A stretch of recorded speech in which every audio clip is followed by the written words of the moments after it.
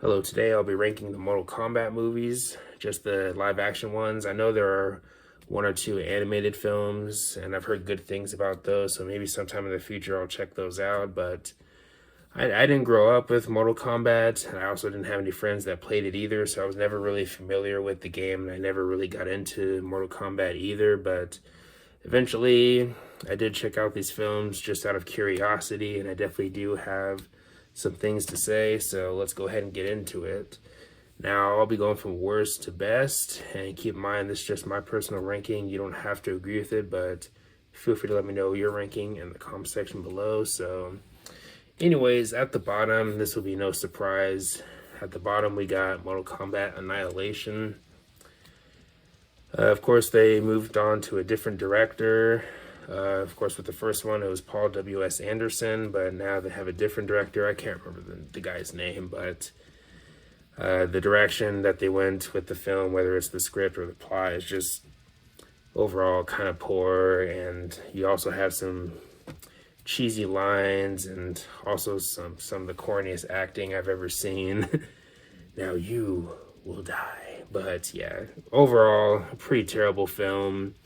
Probably not a film that I'll return to ever again, but it was worth checking out at least once.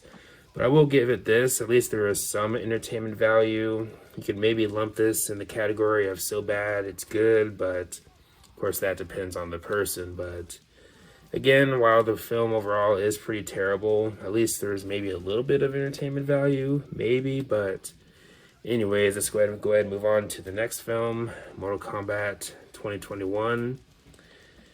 This film, to me, when it comes to the actors, I feel like they weren't as charismatic as the ones in the first one, the 1995 one, which is why I have the new one placed in the middle.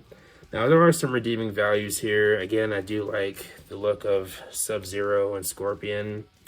Might have wished I would have seen them maybe a bit more in this film, but yeah, I mean, visually, the film looks great, and when it comes to direction, you could tell that they were trying to do their best to honor the game and all that. But yeah, the film definitely has its redeeming values, but it does have some. I do have some negatives for it for sure. Cole being one of them, unfortunately.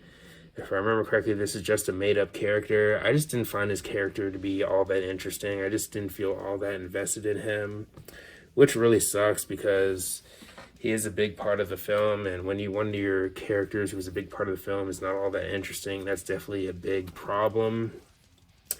But again, the film for me overall is kind of a mixed bag. I do like the film overall, but I wouldn't say that I love it though. But anyways, you guys can probably already guess, but at the top, I have the original Mortal Kombat from 1995.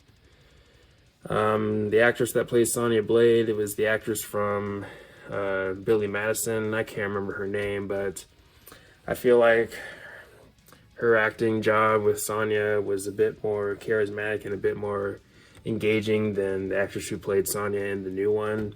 But that's just my personal opinion. And the actor that played Cage in this one, I really liked him. I really liked Cage in this film, and also, you get some pretty solid fights in here. I mean, yeah, there are aspects of the film that might feel a bit dated, such as, of course, the CGI, but this film, honestly, is a blast and definitely has some scenes that are definitely rewatchable, such as the fight between Cage and Scorpion, if I got that right. But also in that scene, you get to hear Fear Factory, the song Zero Signal. If you're not familiar with my channel, I do really like Fear Factory, and of course I do like rock and metal, so if you're really into rock and metal, definitely check out my other videos. But yeah, overall, pretty solid soundtrack too. I do like the soundtrack to this film too. But yeah, the movie might feel of its time, but either way, I still think it's a pretty enjoyable film, and I think it holds up, or at least aspects of the film hold up fairly well. But yeah, the entertainment value is definitely there, and I feel like when it comes to acting, this one probably has the most charismatic acting out of all three of them. Of course, Annihilation was a bit more over the top or a bit more corny, while with the new one, I feel like there wasn't enough charisma from some of the actors, or not enough personality. But yeah, again, I really like the original Mortal Kombat, to be honest. I know it's got some flack from some critics and all that, but I really think it's a pretty enjoyable film, to be honest. But anyways, that's my ranking of the Mortal Kombat movies. Again, it's Annihilation, and then the new one, and then the original. So anyways, let me know your ranking in the comment section below. How does this film how is this film compared to this other film to you personally? And let me know your thoughts on maybe the soundtracks too. Are you a rock and metal fan? Do you like the soundtrack of the original too? And all the good stuff. But anyways, thanks for watching. Leave a comment and like, subscribe. Have a nice day and take care.